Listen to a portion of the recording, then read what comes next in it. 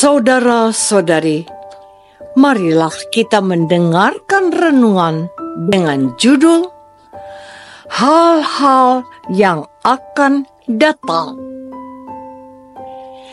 yang berdasarkan pada Injil Yohanes bab 16 ayat 13. Tetapi apabila Ia datang, yaitu Roh kebenaran, Ia akan memimpin kamu ke dalam seluruh kebenaran, sebab Ia tidak akan berkata-kata dari dirinya sendiri, tetapi segala sesuatu yang didengarnya, itulah yang akan dikatakannya, dan Ia akan memberitakan kepadamu hal-hal yang akan datang. Dalam nama Bapa dan Putra dan Roh Kudus. Amin. Saudara-saudari terkasih dalam nama Tuhan Yesus Kristus, ketika membaca dan merenungkan perikop Injil yang diwartakan oleh liturgi gereja pada hari ini, saya teringat pada ungkapan bahasa Latin ini, Ecclesia semper reformanda. Artinya, gereja selalu memperbarui dirinya. Dan hal itu saya kaitkan dengan sabda Yesus yang mengatakan bahwa Roh Kudus akan memberitakan kepadamu hal-hal yang akan datang. Apa itu yang dimaksud dengan hal-hal yang akan datang? Ilmu pengetahuan berkembang. Kebudayaan manusia mengalami perkembangan. Teknologi berkembang. Bahkan gereja berhadapan dengan berbagai perubahan zaman, seperti misalnya Artificial Intelligence atau AI. Penemuan robot pintar, dan mungkin masih ada nada yang lebih canggih lagi. Peran Allah dalam kehidupan manusia di mana? Kalau semuanya bisa digantikan rekayasa yang ditemukan oleh otak manusia? Di manakah peran pastor atau pendeta yang mempunyai hati tempat Allah bertakhta disandingkan dengan teknologi yang mempunyai otak buatan? Gereja harus menjawab tantangan-tantangan zaman ini. Apa senjata andalan kita? Jawab singkatnya, Roh Kudus. Saudara-saudari terkasih, saya sungguh terkesan dan tertarik pada firman Yesus yang menegaskan bahwa Roh Kuduslah yang memberitakan hal-hal yang akan datang. Roh Kuduslah yang memberikan tuntunan kepada gereja dalam refleksi teologisnya, dituntun oleh sabda Tuhan dalam bimbingan Roh Kudus. Filsafat membuat orang mencari kebenaran, namun kebenaran yang sejati itu adalah Yesus.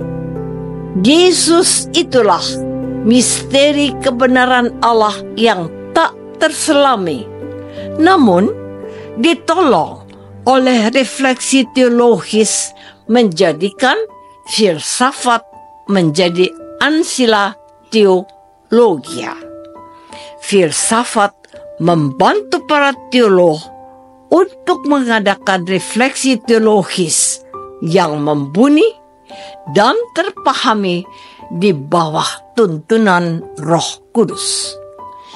Sekalipun kita hidup di dunia serba canggih dan maju, dan sebagian peran manusia mulai tersisihkan, namun harus ditegaskan bahwa manusia tetaplah operator dan pusat kemajuan zaman.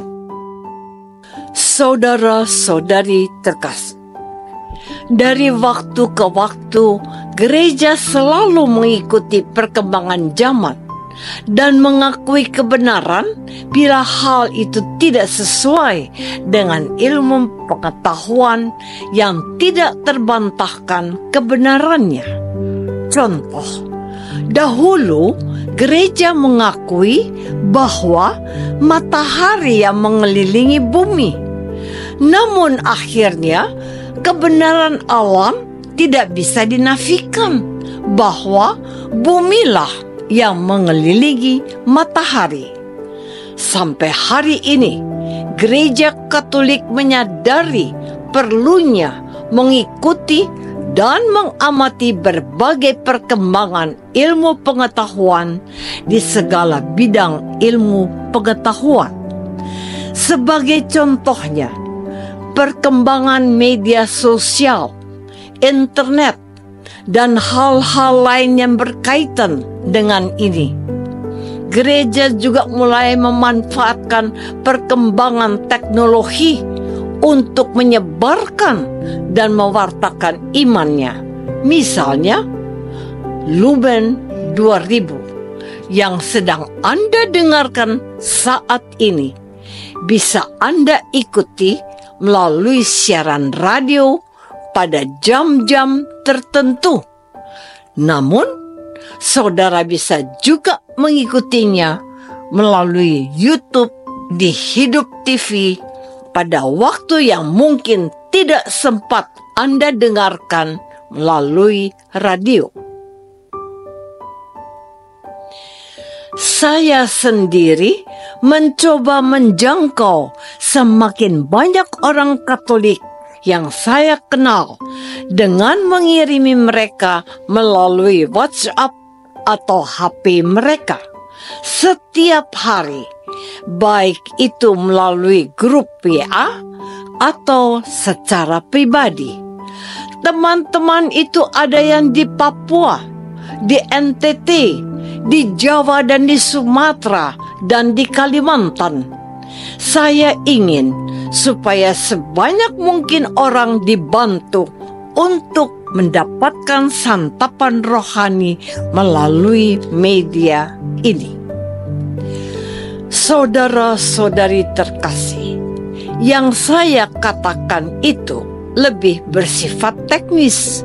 Namun, gereja juga melihat bahwa Roh Kudus yang kepadanya para ahli kitab suci dan para teolog dan filosof Katolik bersandar, dialah yang mengilhami mereka yang mencari kehendak Allah dalam zaman modern dewasa ini, beserta dengan tantangan-tantangannya.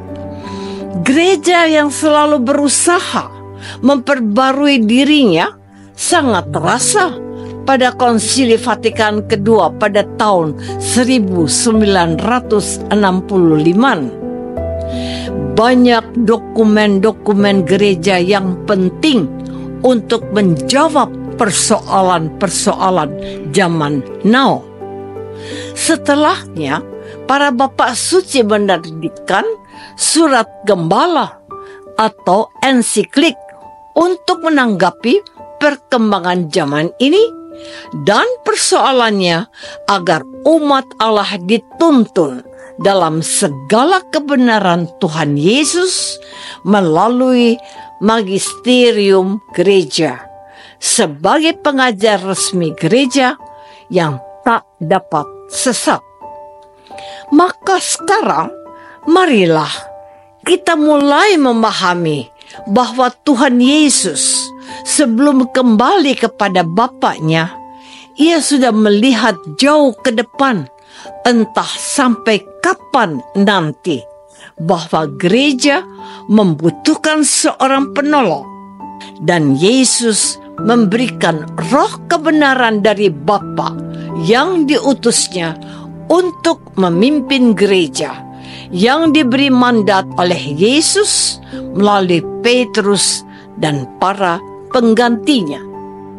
Jelaslah sekarang bagi kita bahwa Yesus tidak membiarkan gereja sebagai yatim piatu dalam mengarungi sejarah kehidupan manusia yang dicintainya. Apakah aku percaya bahwa Allah selalu memikirkan hari esokku oleh Roh Kudus-Nya? Marilah kita berdoa. Bapa yang Maha Baik, terima kasih untuk janji Yesus yang memberikan harapan di masa depan bahwa kami dapat mengandalkannya. Tambahkan iman kami kepadanya dan utuslah Roh Kudus-Mu demi Kristus Tuhan dan Juru Selamat kami. Amin. Semoga kita semua selalu dinaungi dan dibimbing oleh berkat Allah yang Maha Kuasa. Dalam nama Bapa dan Putra dan Roh Kudus. Amin.